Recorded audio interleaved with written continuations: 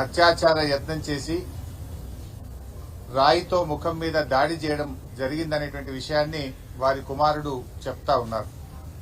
నిజంగా ఈ రాష్ట్రంలో అత్యాచారాలు అనేటువంటివి నిత్య కృత్యం అయిపోయినాయి. మనం చూస్తూనే ఉన్నాం. మొన్న ఈ మధ్య నాగర్ కర్నూలులో చెంచు మహిళ పైన అత్యాచార యత్నం జరిగింది.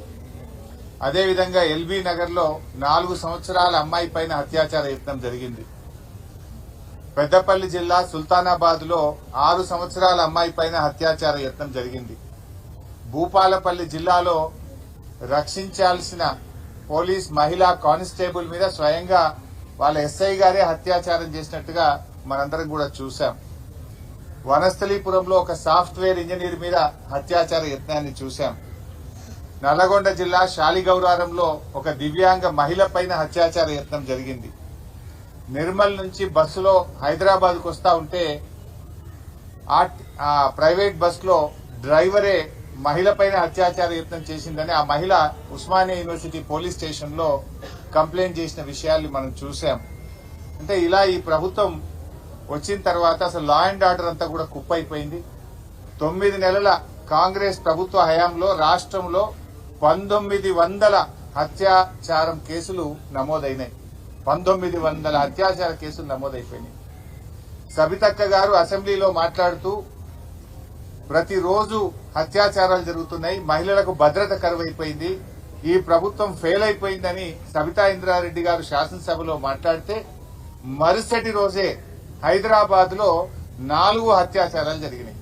అసెంబ్లీలో మాట్లాడిన తెల్లారే 4 అత్యాచారాలు జరిగినాయి. అంటే ఈ ప్రభుత్వం మొద్దు నిద్రపోతా ఉంది.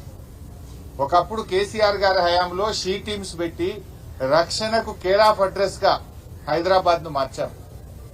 అప్పుడు ఏమన్నారు, తెలంగాణ రాష్ట్రం వస్తే ఇక్కడ శాంతి భద్రతలు ఉండవని, మత కలహాలు జరుగుతాయని, నక్సలైట్లు రాజ్యం వెళ్తారని ఎన్నో అనుమానాలు సృష్టించారు, అపోహలు సృష్టించారు.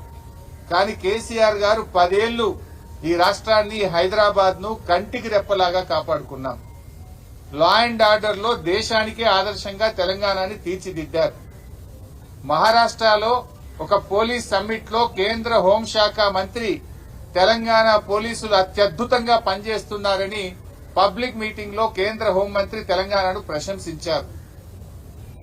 నేషనల్ అడ్వైజర్ ఫర్ డిఫెన్స్ ఒకసారి మన డీజీపీ, అప్పటి డీజీపీ మహేందర్ రెడ్డి గారితో మాట్లాడుతూ తెలంగాణ పోలీసులు బాగా పనిచేస్తున్నారు, టెక్నాలజీని బాగా వాడుతున్నారు, దేశానికి మీరు ఆదర్శప్రాయము అని చెప్పారు.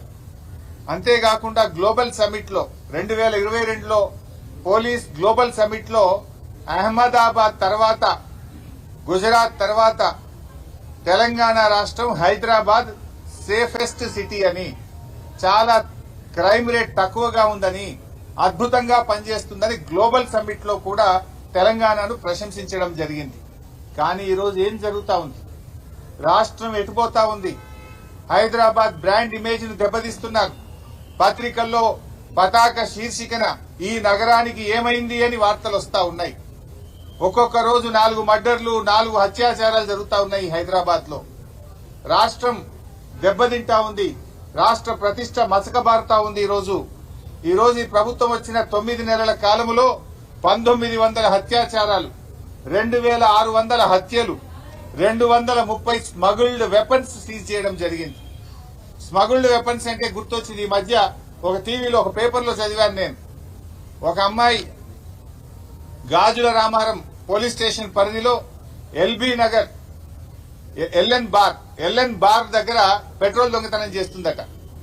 ఆమె బండిలో పెట్రోల్ అయిపోతే పెట్రోల్ దొంగతనం చేస్తే ఆ బార్ యొక్క సెక్యూరిటీ వాళ్ళు వచ్చి ఏందమ్మా ఇట్లా చేస్తున్నావు అని అడ్డుపడే ప్రయత్నం చేస్తే అమ్మాయి తన ఫ్రెండ్ కు ఫోన్ చేసింది.